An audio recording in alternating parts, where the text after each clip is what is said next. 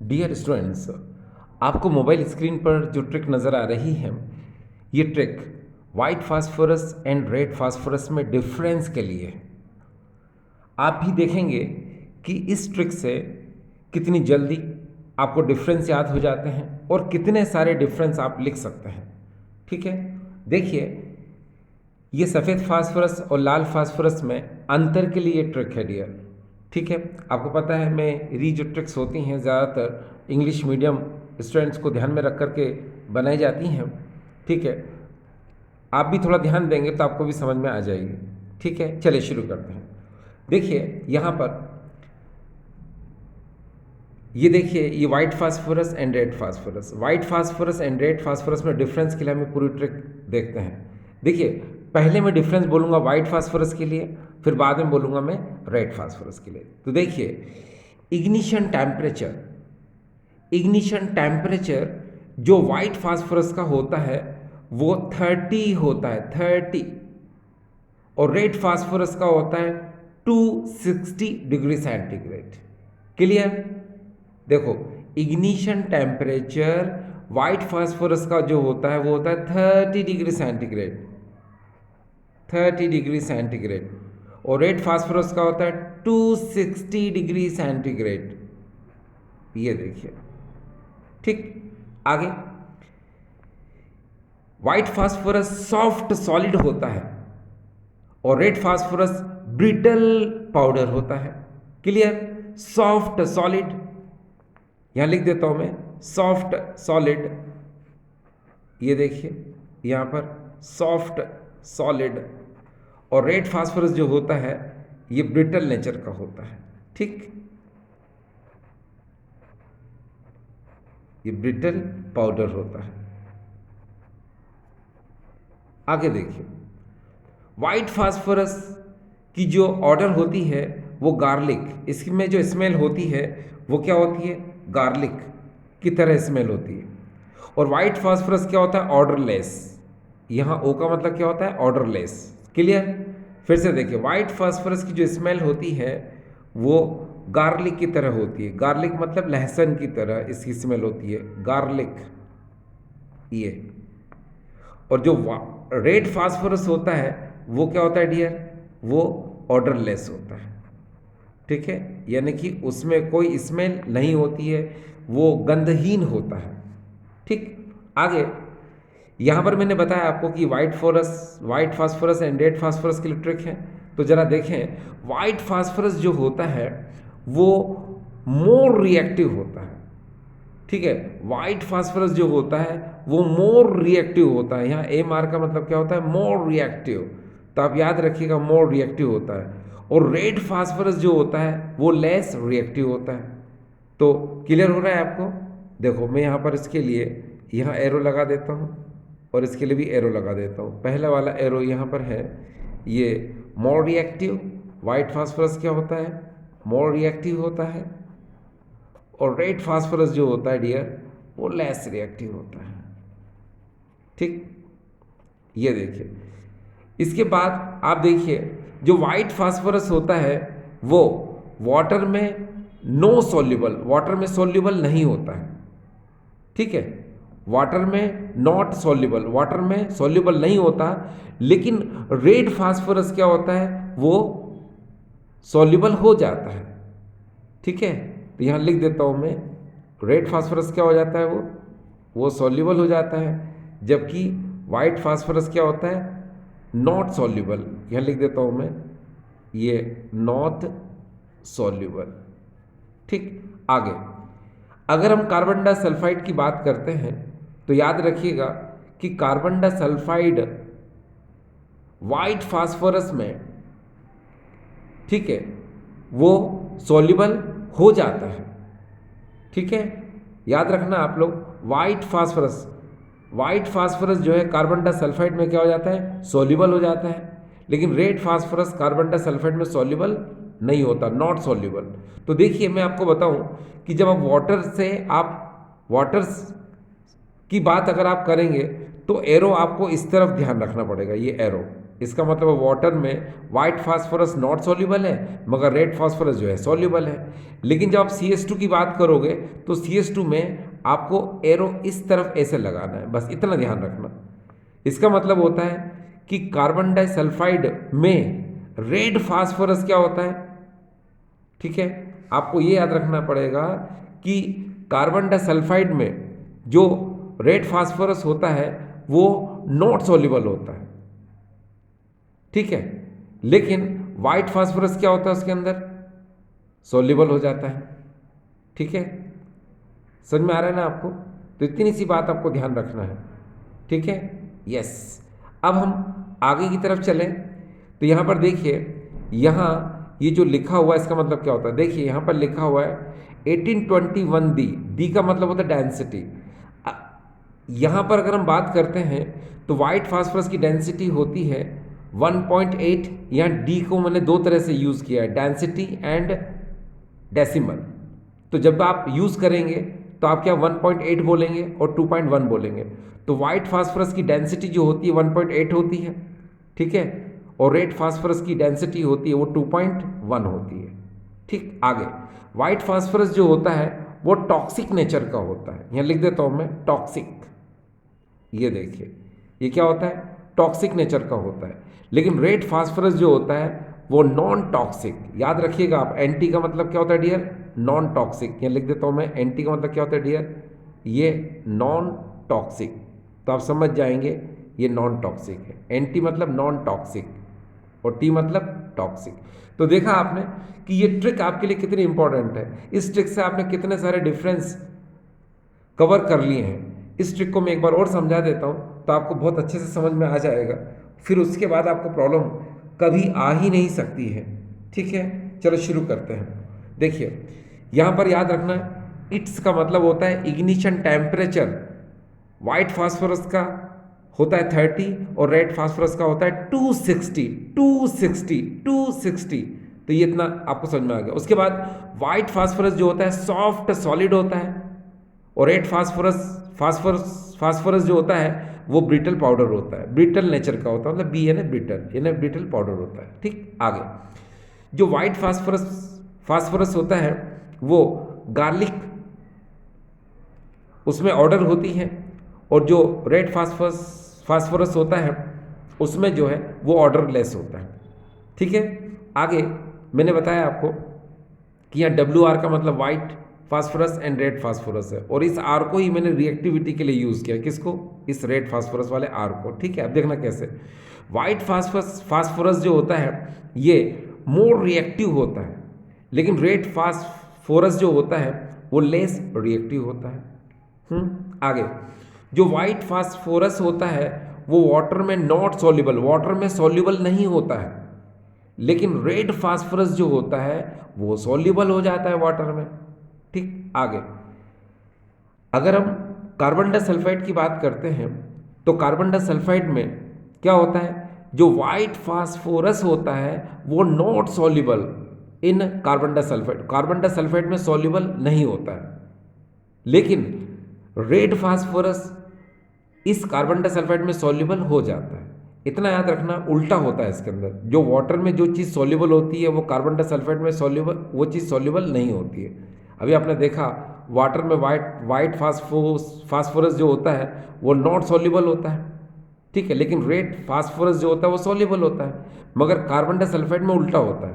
Carbon disulphide में क्या होता है कि जो वाइट फास्फोरस होता है वो सॉल्युबल हो जाता है, ये देखिए सॉल्युबल, ठीक है, लेकिन रेड फास्फोरस जो होता है वो क्या होता है, वो नॉट सॉल्युबल, वो सॉल्युबल नहीं होता है, ठीक है। तो ये आपको समझ में आ गया, यस। फिर उसके बाद आगे देखिए, अगर हम वाइट फास्फोरस की बात करते हैं तो उसकी डेंसिटी जो होती है 1.8 और रेड फास्फोरस की जो होती है वो 2.1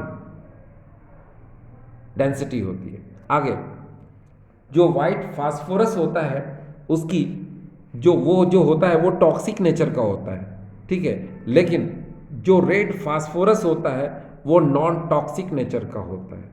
आपको डीएनए समझ में आ रहा है ना? तो देखा आपने, इस ट्रिक से आप कितने अच्छे से और कितने ठीक तरीके से आप बहुत सारे डिफरेंस कर सकते हैं। फिर भी आपको ऐसा लगता है कि आपको प्रॉब्लम है, तो आप बहुत अच्छे तरीके से इसको समझ सकते हैं। देखिए, मैं आपकी हेल्प करता हूं ताकि आपको समझ में और अच्छे से आ जाए, ठीक है। देखिए, लेकिन उससे पहले हिंदी मीडियम स्टूडेंट्स को तो कोई प्रॉब्लम नहीं आ रही होगी, मतलब आपको समझ में थोड़ा बहुत तो आ ही रहा होगा, फिर भी मैं समझा देता हूँ। इग्निशन टेम्परेचर मतलब इसको बोलते हैं ज्वलनांक। तो वाइट फास्फोरस का होता है 30 डिग्री सेंटीग्रेड और रेड फास्फोरस का होता है 260 डिग्री सेंटीग्रेड। आगे, जो वाइट फास्फोरस होता है वो सॉफ्ट सॉलिड होता है, मतलब ठोस मुलायम होता है। लेकिन रेड फास्फोरस जो होता है वो ब्रिटल पाउडर यानी कि भंगुर प्रकृति का होता है, ठीक है। जो वाइट फास्फोरस होता है उसमें लहसुन जैसी गंध होती है, लेकिन जो रेड फास्फोरस होता है वो गंधहीन होता है, ठीक है। समझ में आ गया आपको। उसके बाद जो वाइट फास्फोरस होता है वो मोर रिएक्टिव होता है, यानी कि अति क्रियाशील होता है। लेकिन जो रेड फास्फोरस होता है वो लेस रिएक्टिव होता है, वो कम क्रियाशील होता है। आगे, जो वाइट फास्फोरस होता है वो वाटर में नॉट सॉल्युबल, वाटर में सॉल्युबल नहीं होता है, वाटर में अविलय होता है। लेकिन रेड फास्फोरस जो होता है वो वाटर में क्या हो जाता है, सॉल्युबल, यानी कि जल में क्या होता है, वो विलय हो जाता है। आगे, वाइट फास्फोरस कार्बन डाइसल्फाइड में क्या होता है, वो सॉल्युबल हो जाता है, ठीक है। लेकिन रेड फास्फोरस जो होता है वो कार्बन डाइसल्फाइड में सॉल्युबल नहीं होता है, उल्टा होता है। मैंने बताया ना आपको कि जो चीज़ वाटर में सॉल्युबल है वो कार्बन डाइसल्फाइड में सॉल्युबल नहीं होगी, ठीक। आगे, वाइट फास्फोरस की जो डेंसिटी, जो घनत्व होता है वो 1.8 होता है, और रेड फास्फोरस का जो घनत्व होता है वो 2.1 होता है। आगे, जो वाइट फास्फोरस होता है वो टॉक्सिक यानी कि विषैली प्रकृति का होता है, और जो रेड फास्फोरस होता है वो नॉन टॉक्सिक यानी कि वो विषैली प्रकृति का नहीं होता है, ठीक है डियर स्टूडेंट्स।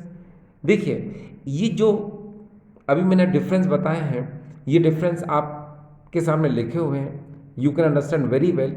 लेकिन इसको मैं और बेहतर तरीके से समझाने के लिए आपको डिफरेंस खुद बता देता हूँ कि डिफरेंस को आप किस तरह से लिख सकते हैं एग्जाम में। ये ट्रिक बेहतरीन है, बहुत इंपॉर्टेंट है, आप इसको यूज़ करके देखिए, आपको बहुत अच्छा लगेगा। लेकिन उसके बाद भी अगर आपको प्रॉब्लम आती है तो इस ट्रिक को समझने के लिए तो हम चलते हैं यहाँ। ये देखिए, यहाँ पर आपको मैं समझा देता हूँ कि किस तरह से हमें डिफरेंस लिखना पड़ेगा। देखिए, ये वाइट फास्फोरस है, ये रेड फास्फोरस है। देखो, ये प्रॉपर्टी, ठीक है, फिजिकल स्टेट की अगर हम बात करते हैं तो वाइट फास्फोरस सॉफ्ट सॉलिड होता है और रेड फास्फोरस ब्रिटल पाउडर होता है, ठीक। सफ़ेद फास्फोरस ठोस मुलायम होता है और लाल फास्फोरस भंगुर प्रकृति का होता है। आगे, अगर हम यहाँ पर कलर की बात करते हैं तो कलर इसका वाइट होता है, लेकिन एयर के कांटेक्ट में आके ये येलो हो जाता है, ठीक है। ये रंगहीन होता है, लेकिन वायु के संपर्क में आके ये पीले रंग का हो जाता है। जो लाल फास्फोरस होता है ये लाल रंग का ही होता है, ठीक है। आगे, अगर हम यहाँ पर ऑर्डर की बात करते हैं ना, गंध की बात करते हैं, तो वाइट फास्फोरस जो होता है वो गार्लिक, उसमें स्मेल होती है। लेकिन रेड फास्फोरस जो होता है वो ऑर्डर लेस होता है। यानी कि अगर हम गंध की बात करते हैं तो सफ़ेद फास्फोरस में लहसुन जैसी गंध होती है और लाल फास्फोरस गंधहीन होता है। अगर हम डेंसिटी घनत्व की बात करते हैं तो वाइट फास्फोरस की जो डेंसिटी घनत्व है 1.8 और रेड फास्फोरस की डेंसिटी 2.1 होती है। आगे, अगर हम सॉल्युबिलिटी इन वाटर की बात करते हैं तो वाइट फास्फोरस वाटर में इनसॉल्युबल होता है, यानी कि इसको कह सकते हैं हम अनसॉल्युबल होता है। ये क्या होता है डियर, अनसॉल्युबल, ठीक है। लेकिन रेड फास्फोरस क्या होता है, रेड फास्फोरस उसमें सॉल्युबल हो जाता है। क्या हो जाता है डियर, सॉल्युबल, ये सॉल्युबल हो जाता है, ठीक है। आगे, अगर हम सॉल्युबिलिटी इन CH2 कार्बन डाइसल्फाइड में विलेयता की बात करें तो वाइट फास्फोरस इसमें सॉल्युबल हो जाएगा, लेकिन रेड फास्फोरस जो होता है वो कार्बन डाइसल्फाइड में अनसॉल्युबल रहेगा। क्या रहेगा डियर? अनसॉल्युबल, यानी कि इसमें विलय नहीं होगा। ये तो विलय हो जाएगा मगर ये क्या रहेगा? अविलय रहेगा। आगे अगर हम इग्निशन टेम्परेचर की बात करते हैं, ज्वलनांक की बात करते हैं, तो वाइट फास्फोरस का 30 डिग्री सेंटीग्रेड और रेड फास्फोरस का 260 डिग्री सेंटीग्रेड होता है। अगर हम रिएक्टिविटी की बात करते हैं तो वाइट फास्फोरस मोर रिएक्टिव होता है और रेड फास्फोरस लेस रिएक्टिव होता है। अगर हम टॉक्सिसिटी की बात करें तो वाइट फास्फोरस टॉक्सिक नेचर का होता है, यानी कि विषैली प्रकृति का होता है, लेकिन जो रेड फास्फोरस होता है वो नॉन टॉक्सिक यानी कि विषैली प्रकृति का नहीं होता है। ठीक डियर स्टूडेंट्स, तो देखिए यहाँ पर अभी जो मैंने आपको डिफरेंस बताया है, रियल में डिफरेंस एग्जाम में हम इस तरह से लिखते हैं, लेकिन क्या होता है कि कभी कभी हम भूल जाते हैं। तो ये जो ट्रिक है, इस ट्रिक से आपको काफ़ी हेल्प मिल सकती है, बहुत सारे डिफरेंस आप लिख सकते हैं। एक जनरल डिफरेंस तो आपको पता ही है, वाइट फास्फोरस रेड फास्फोरस, तो भाई वाइट फास्फोरस है तो वाइट तो हो गई, अब रेड फास्फोरस है तो रेड तो हो गई, तो ये कलर में तो इतना लिख ही सकते हैं ना हम लोग। ठीक है, वाइट फास्फोरस जब एयर के कांटेक्ट में नहीं आता है तब तक वाइट होता है, लेकिन एयर के कांटेक्ट में आके क्या हो जाता है? वो येलो हो जाता है। ठीक है, ये तो समझ में आ गया आपको। लेकिन अब बाकी के जो डिफरेंस है आपको इस ट्रिक से बहुत इजी तरीके से समझ में आ जाएंगे। आपके लिए ये ट्रिक बेहतरीन है, इसको आप यूज़ करके देखिए। ठीक है, आई होप डियर स्टूडेंट्स आपको ठीक लगना चाहिए। ठीक है, देखिए इट्स सब गोवरमल वंस कस्तु 1821 दी TNT। फिर से देखिए, इट्स सब गोवरमल वंस कस्तु 1821 दी TNT। अब देखिए इस ट्रिक से आप बहुत कुछ कर सकते हैं। एक बार फिर से आपके लिए देखिए प्लीज, इग्निशन टेम्परेचर 30 260, आपको पता है 30 किसका? वाइट फास्फोरस का होता है, और 260 किसका होगा? रेड फास्फोरस का होगा। ठीक है, उसके बाद ये देखिए सॉफ्ट सॉलिड ब्रिटल नेचर, ये ब्रिटल पाउडर। ठीक है, उसके बाद आपको पता है वाइट फास्फोरस में गार्लिक की स्मेल होगी और रेड में ऑर्डरलेस होगा रेड, है ना। आपको मैंने बार बार बताया कि W और R यहाँ पर क्या वाइट एंड रेड की बात होती है, वाइट फास्फोरस रेड फास्फोरस, मगर इस R को मैंने रिएक्टिविटी के लिए भी यूज़ किया है। अब देखिए वाइट फास्फोरस जो होता है वो मोर रिएक्टिव होता है, ठीक है, लेकिन रेड फास्फोरस जो होता है वो लेस रिएक्टिव होता है। ठीक, इतना समझ में आ गया आपको। आगे देखिए, वाइट फास्फोरस जो होता है वो वाटर में नॉट सॉल्युबल, वाटर में सॉल्युबल नहीं होता है, लेकिन रेड फास्फोरस वाटर में सॉल्युबल हो जाता है।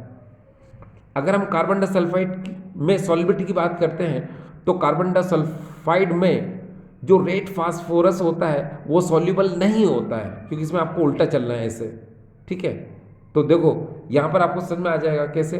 देखो कार्बन डाइसल्फाइड में वाइट फास्फोरस जो होता है वो क्या हो जाता है? वो सॉल्युबल हो जाता है। ये देखिए पहले इसको यूज़ करना, सॉल्युबल हो जाता है, पहले इसको यूज़ करना है, इसको सॉल्युबल हो जाता है, क्योंकि ए सेरो का मतलब होता है ये सॉल्युबल, यानी कि वाइट फास्फोरस कार्बन डाइसल्फाइड में सॉल्युबल हो जाता है।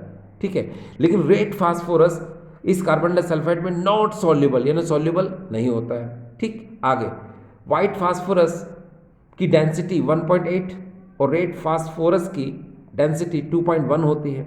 आगे वाइट फास्फोरस टॉक्सिक नेचर का होता है, red phosphorus non toxic nature का होता है।